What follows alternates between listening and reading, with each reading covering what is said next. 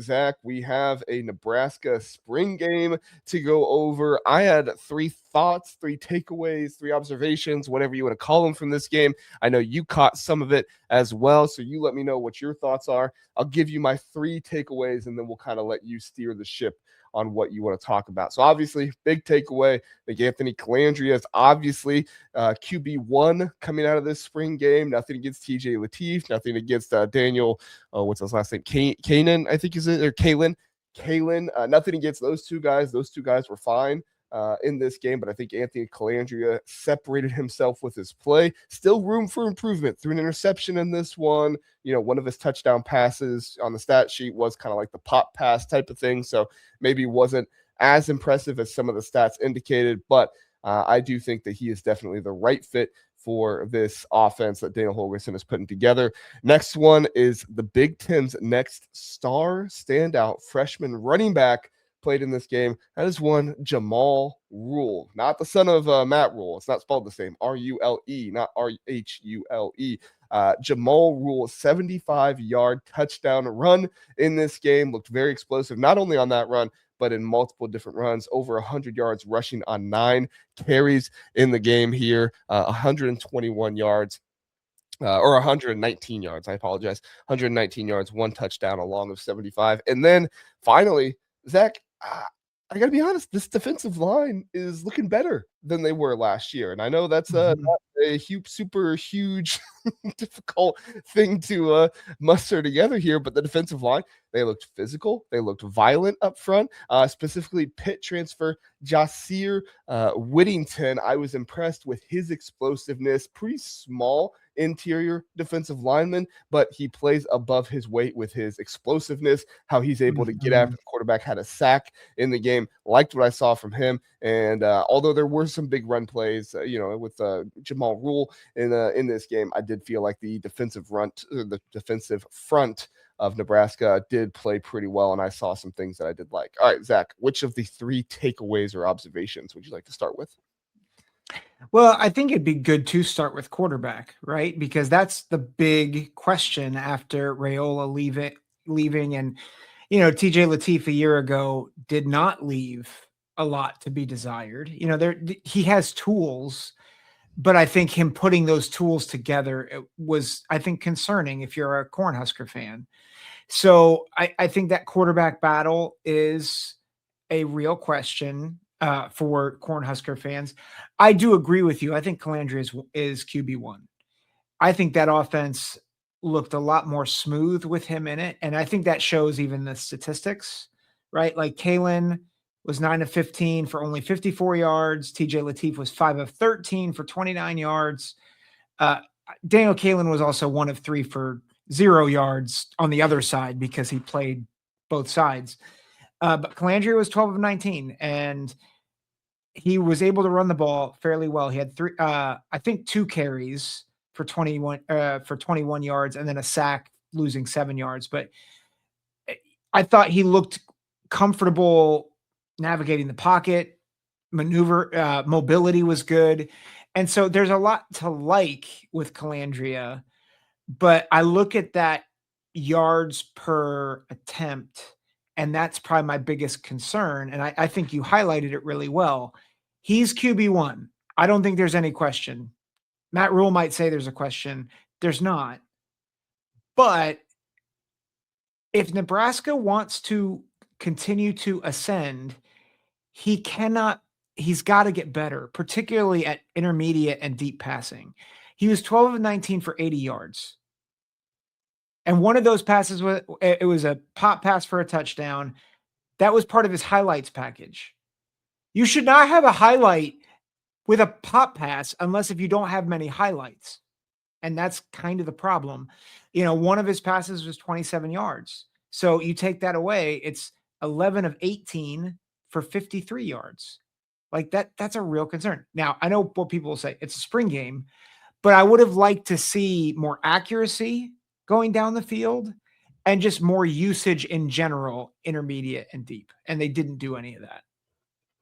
Yeah, Bob R is kind of with you there on the spring game comments. The spring games are questionable for me. Tough to say if certain groups are good or if they are just facing bad groups on the same team. And it is more difficult in these type of situations with Nebraska doing the Nebraska versus Huskers type of situation, right? You kind of have a mismatch of players and stuff like that together. So you're not exactly running like the ones offense versus the ones defense the entire time, or the twos offense versus the twos defense. Obviously, they mix things up and stuff like that. A lot of the ones did play against the ones in this Nebraska spring game here, so it is more difficult. But that's why I kind of try to watch like individual guys and not necessarily the stuff against other guys. But Calandria rolling out of the pocket and trying to throw the ball downfield. How did that look? How comfortable did he look doing that? The offense around him. As much as I do agree with you, Zach, that I was not totally impressed by Calandria, like there were things that were left to be desired more. I do think he totally fits this Holgerson offense. And I don't Yes. think you need to be a finished product in the spring. I think more than anything, like Calandria is going to offer more to this offense than Dylan Raiola did. And I do think he has more decisiveness and, from what I saw, more timing with his receivers than TJ Lateef had last year. Now, TJ Lateef was a true freshman. He's not supposed to be better than Anthony Calandria, especially with him being a veteran.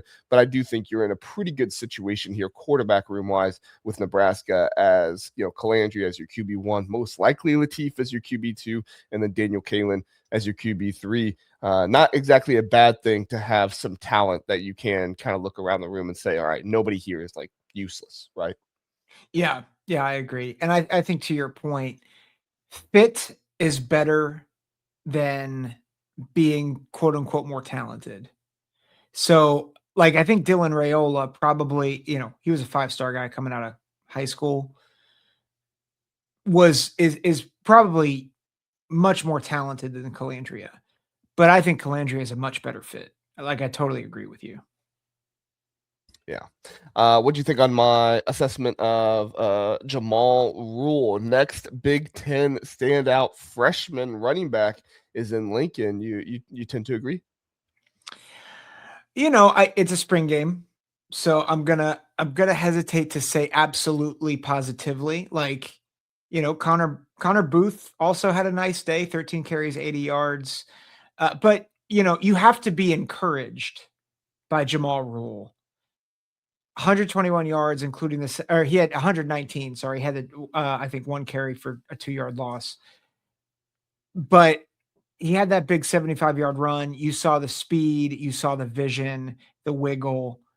So there's some excitement there, and you need him because you're going to need several backs in this system, especially the way Holgerson wants to play. And so getting someone who can be maybe your spark plug on offense, along with Booth, with Ives, with Mosey, like some of those other guys, and having a really good rotation, I think could be really good for them. Mm-hmm. Thoughts on Joseer Whittington? I just kind of reiterate what I said, which is, smaller interior defensive lineman, really good explosiveness, and being able to get off the ball, even though he's not going to rack up the most stats ever. Interior defensive linemen don't typically rack up a ton of stats, but I do think he is going to be an effective player in the middle, and do a pretty good job of disrupting things if things hold true from what we saw in this one. Obviously, it's just a spring game, but at least from what I saw in this game, looked like there was some good explosion and ability to cause some havoc, possibly. Yeah, I mean, I think it was good. My question is that more of a indictment on Nebraska's offensive line, or is it that Nebraska's defensive line is actually really good? And I think it's too hard to tell with all the shuffling up there. Mm-hmm. So, Yeah, we won't know but if a position group is like good or not coming out of this one, but yeah, just seeing the player, it's like, okay, I think there's something here with him. yeah, they've definitely got something for sure. Again, it's hard for me. I feel like I'm Debbie Downer here. I'm like, well, you can't really tell until which you can't, but like I think you can be encouraged. For sure, for sure. All right. Any final thoughts on Nebraska spring game or anything like that? Yeah, I mean, I think I would at least be a hair more optimistic because I think you at least have some of the right people in the right seats on the right bus.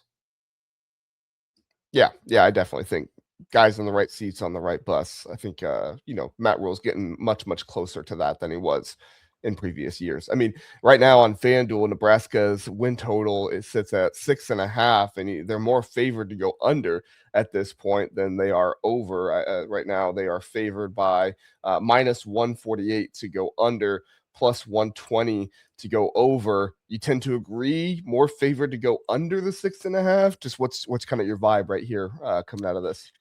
Oh gosh. I mean, it's really It's hard a because we haven't good seen the other question. team's spring games and stuff like that, Yeah. right? This is the first Big Ten spring game. Yeah. Well, and their schedule is not great. It's not last year, that's for sure. It is No, not last no. year's So schedule. I mean, I think it comes down to what do those first 5 games look like? Because if they go 5-0, then like I think they could go over. But I just think that at Michigan State at home and home against Maryland is really going to set the tone. Like if they can go 5-0 there, then I think they have a great shot to go over. But the question is, will the offense be settled with Calandria up to that point, and can that defense actually generate pressure? That's my big question. Yeah, I could see this win total going over or under. Could definitely see. I think 6.5 is right. Vince said it was originally 5.5, has moved to 6.5, and he's right. I do remember us calling it 5.5, and now it's moved up here. So, Yeah. and I think 6.5 is more accurate than 5.5. Yes. I think I would have said for sure over if it was still at 5.5. Yeah, I agree. I think 6.5 is more indicative of like where the marker is for them. Yeah, I agree.